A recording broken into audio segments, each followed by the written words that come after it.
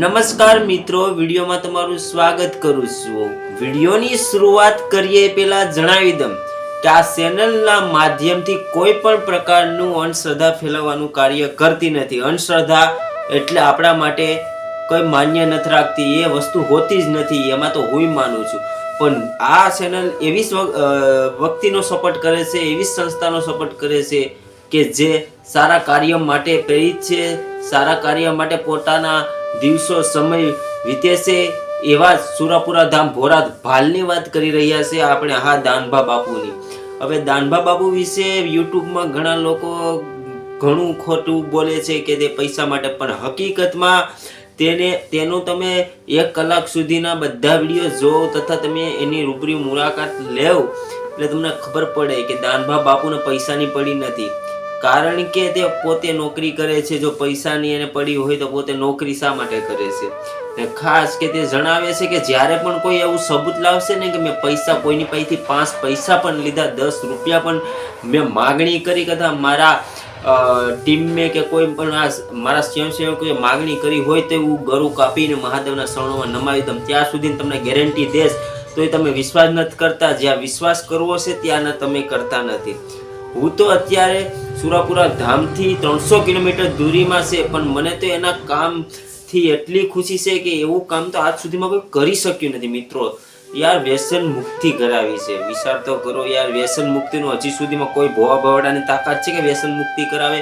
અને 80,000 લોકોને મુકાવ્યો છે સબૂત સાથે, લાખો લોકોને મુકાવ્યો છે, પણ બીજાને શ્રદ્ધા નથી, એને ચાલુ કરી દીધો। અત્યારે ચાલુ કર્યા પછી કેવું એની પરિવારમાં શું ચાલે છે, હું છે, એ તો ભોગેશ છે, એને ખબર જ છે।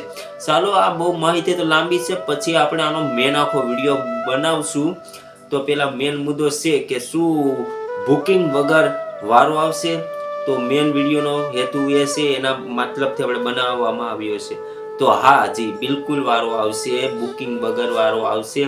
અને બુકિંગની કોને કોને જરૂર છે ને કોને જરૂર નથી એ પણ વિડીયોમાં હું જણાવીશ, તો વિડીયોમાં બન્યા રહેજો। તો સાંભળો, જે દારૂના વ્યસની છે એને બુકિંગની જરૂર નથી। તે જ્યારે દાદાની બેઠક હોય છે, સોમવારે તમે રાતના જઈ આવો એટલે મંગળવારે બેઠક હોય છે, ત્યારે તે બેઠકમાં જ તમને બધું હજારો લાખો લોકોની ભીડ હોય છે, ત્યાં તમારું પ્રોફેશનમાં બધી વિધિ આખી જણાવી દે છે, તમને ત્યાં પાણી પાવામાં આવે છે। તથા એક ભાઈની કમેન્ટ હતી, અને કમેન્ટમાં મેં જવાબ આપ્યો છે, કદાચ એ ભાઈ વિડીયો જોતા હોય તો કમેન્ટમાં જરૂર બતાવશો। આ તમને જે કમેન્ટ કરી હતી એના હેતુથી હું વિડીયો બનાવું છું, કારણ કે મારા માટે 1 સબસ્ક્રાઈબર છે એ મારા માટે બહુ મોટી વાત છે। કારણ કે આપણે કોઈ અભિમાન નથી ને ઘણા ચેનલોવાળા અભિમાન કરે છે। હું હરેક કમેન્ટ તમે કરો છો જે મને યોગ્ય લાગે છે એનો જવાબ આપું છું, અને જવાબ આપતો વિડીયો પણ બનાવું છું।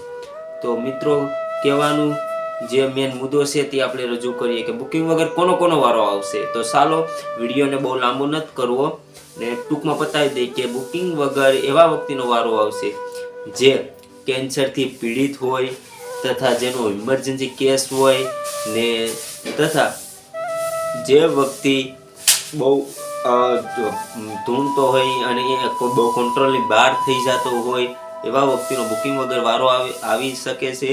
તથા મેન બુકિંગ તો એના માટે કરવામાં આવે છે જેને સ્પેશિયલ જોવરાવું છે, જે પર્સનલ વાતો છે તે દાદાને કરવી છે કે આ રીતનો પ્રોબ્લેમ છે, તે વધારે બુકિંગ કરાવે છે। બાકી તો બુકિંગ વગર તમે જ્યારે બેઠકમાં જાવશો ને, તે આપણી બધી શરીર પીડા તથા દારૂનું વ્યસન નિરાકરણ થઈ જાય છે।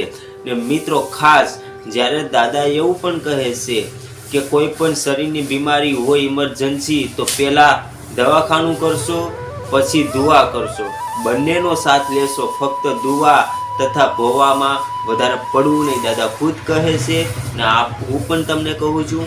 તો પ્લીઝ પહેલાં તો જેવું શરીરની પીડા હોય, જેનું કોઈ સોલ્યુશન ન થતું હોય, તો પ્લીઝ તમે પહેલાં તો દવાખાને બતાવો, પછી તમે આ દાદા પાસે જોવરાવા જાઓ। જો કદાચ દવાખાનાથી મેળ ન આવે ને એવું કંઈક સમસ્યા હશે, કંઈ નડતર હશે, તો દાદા કીએ થઈ જશે। બસ વિડીયોમાં એટલું જ। આ માહિતી તમને સારી લાગી હોય ને આવી જ માહિતી મેળવવા માંગતા હોય સાચી અને સતત, તો આપણી ચેનલ કે સ્ટાર ગુજરાતીને સપોર્ટ કરો છો આપતા રહેજો અને ચેનલને સબસ્ક્રાઈબ કરજો। કોઈ પણ પ્રશ્ન તમને મગજમાં હોય કે ભાઈ આ વસ્તુનો પ્રોબ્લેમ શું છે, તો આપણે જરૂર એનો ઉત્તર આપશું। આ ભાઈએ કમેન્ટ કરી છે, એ ભાઈનું કેમ છું કે ફરી કમેન્ટ કરજો કે આ તમારા માટે જ છે, ને એ ભાઈને પણ જણાવી દઉં કે ભાઈ જે તમે કમેન્ટમાં કીધું કે શરીરની બીમારી હોય તેના માટે અગરબત્તી અલગ કરવી. જો અગરબત્તી દાદાના નામથી જ થાય છે.